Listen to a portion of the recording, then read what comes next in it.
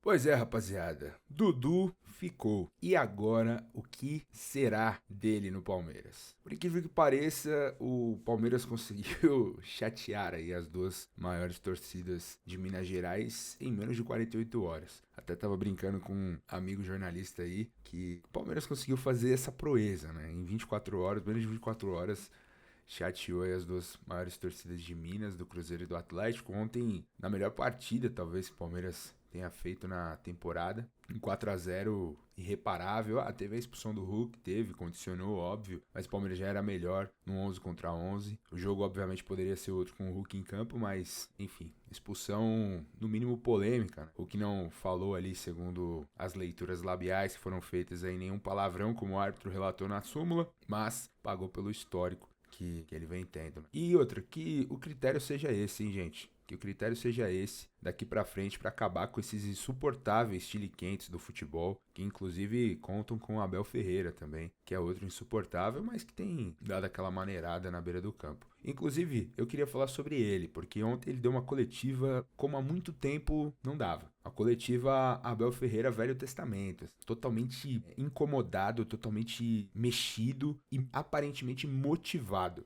E é algo que, dentro da torcida do Palmeiras, muito se fala, né? Mas ele estava muito blasé esse ano, estava muito águas calmas, tranquilo, não, vai melhorar, não, daqui a pouco vai melhorar, vai melhorar. E eu lembro, no último jogo contra o Vasco, comentando com alguns amigos ali na saída e tal, o próprio Renan aqui do canal também estava lá, a gente falava, cara, falta uma faísca, falta um motivo para acontecer alguma coisa, mexer na água parada. E, cara, por incrível que pareça, esse caso do Dudu, essa polêmica toda, talvez tenha mexido com o próprio treinador e também com o brilho de alguns jogadores.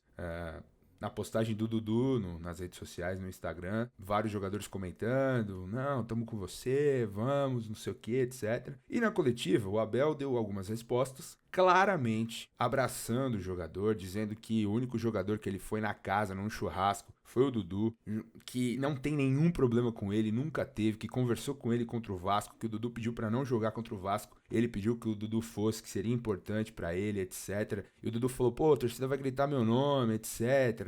Enfim, já sabia-se internamente o que estava rolando. O torcedor, obviamente, não sabia. Eu tava lá contra o Vasco, gritei o Dudu Guerreiro. Ele, inclusive, demorou para sair do banco. Tem uma imagem que o Mike dá um empurrão nele, assim, para ele sair, cumprimentar a galera e tal. E aí a gente ontem viu o Abel na coletiva, sabe, dando uma cobrança nele, dizendo que ninguém é maior que o Palmeiras, que os únicos insubstituíveis na história do clube são o Porco e o Periquito, o resto ninguém é insubstituível, reiterando o discurso da presidente Leila, que mais cedo praticamente encerrou o ciclo do Dudu no Palmeiras, e o Abel, sabiamente, malandramente, nas entrelinhas, abraçando o jogador, integrando ele, dizendo que o quer dentro de campo, que o que o jogador faz fora não lhe interessa, que ele quer o cara comprometido, que ele quer essa questão do jogador se comprometer dentro de campo a correr, a dar carrinho. Citou até o lance do gol do Flaco Lopes, do gol do Estevão, que roubou a bola do Scarpa e cortou pra dentro e fez um golaço de craque do menino. O Abel citou isso, dando a entender que ele quer isso do Dudu. Que o Dudu volte, que o Dudu recomponha, que o Dudu se entregue. E agora, na minha opinião, e de vários torcedores também, tem outros que, eu não vou ser sommelier de sentimento de ninguém aqui, tem outros que perdoaram, que estão, Dudu, eu te amo. Cara, eu não consigo ser assim. E não é porque eu sou chato nem nada, é porque, cara, é complicado você engolir toda a situação que aconteceu, né? Do Dudu ter se oferecido, ter pedido pra ir, ter pedido pra sair, e depois ter visto toda a repercussão e voltado atrás e ficado. Inclusive com um pronunciamento que eu achei um pouco esvaziado ali, um pouco com palavras soltas. Poderia ter sido mais enfático, gravado um vídeo, sei lá, enfim. Mas ele ficou, e cara, agora, velho, é aquilo.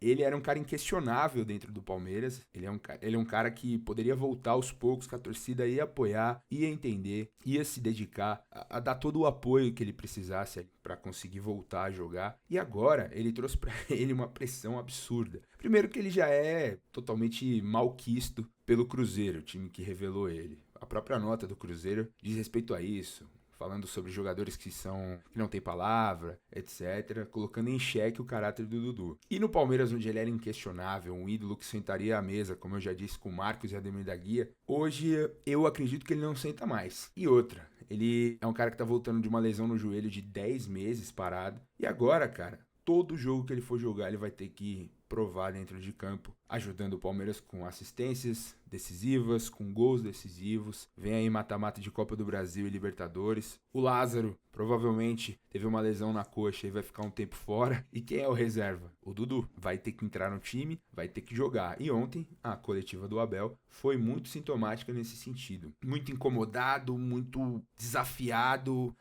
Nas entrelinhas dizia ali, esse time vai engrenar, esse time vai jogar, esse time vai voltar a ser competitivo, com o Dudu, inclusive. Abraçando o cara, integrando ele, falando, quem não erra, que atire a primeira pedra, na boa pergunta do Paulo Massini, jornalista que cobre o Palmeiras, tem um canal do Palmeiras aqui no YouTube, no qual a gente já entrevistou. Massini fez uma pergunta sobre isso, inclusive relacionando o próprio Abel, que assumiu um compromisso, assinou um documento com o time do Catar e depois voltou atrás e seguiu a vida no Palmeiras. Então, o Abel diz, quem nunca errou que atire a primeira pedra. Talvez dando a entender que ele tem errado também em se empolgar ali, em assumir um compromisso com um time que ia pagar o maior salário do planeta para um técnico de futebol, segundo as informações, era isso. E agora o Dudu está reintegrado, vai continuar no Palmeiras. A Leila ontem, para quem não se lembra, falou que se ele não fosse, ele tinha contrato e aparentemente não iria renovar o seu contrato. E aí tem um porém também, que muita gente deixou passar essa informação. O contrato do Dudu tem um gatilho de que se ele fizer, se eu não me engano, 30 partidas, a renovação é automática até 2026. E as informações que eu vi e que eu tive são de que o Dudu tá motivado e falou, eu vou renovar o meu contrato porque eu vou jogar todos os jogos. Ou seja, o caos faz parte da história da Sociedade Esportiva Palmeiras. É no caos que o palmeirense se acostumou a viver, e em águas tranquilas esse clube historicamente nunca passou e nunca vai passar.